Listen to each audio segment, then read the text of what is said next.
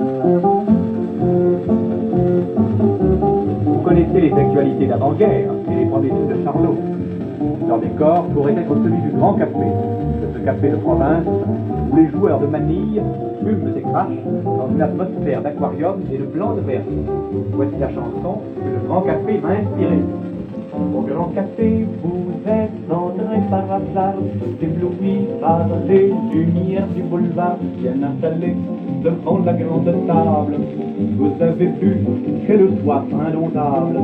Le beau visage parlé, vous dites bonsoir, et la caissière se levait pour mieux vous voir. Vous étiez beau, vous étiez bien coiffé, vous avez fait beaucoup d'effets au Grand Café. Comme on croyait que vous étiez voyageur, vous avez dit des histoires d'un ton blagueur, bien installé devant la grande table. On écoutait cet homme intarissable. Tous les garçons jonglaient avec sa histoire, et la caissière pleurait au fond de son tiroir. Elle vous aimait, elle les aurait griffés, tous ces gueulards, ces assoiffés du Grand Café. Par terre on avait mis la sueur de bois pour que les cracheurs crachassent comme il se doit, bien installés devant la grande table. Vous invitiez des ducs déconnaissables.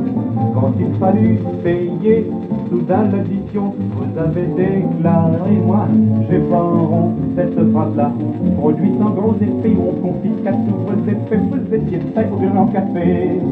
Depuis ce jour, depuis bientôt 60 ans, c'est vous le chasseur, c'est vous le commis de restaurant. Vous essuyez toujours la grande table, c'est pour payer cette soirée lamentable.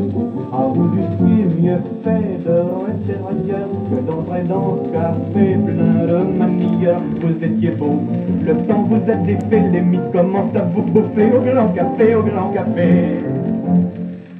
Et maintenant, si vous le voulez bien, nous allons passer de l'époque 1900 à l'époque Louis XIV. Changez l'aiguille, tournez le disque, et vous pourrez entendre ainsi la polka du roi.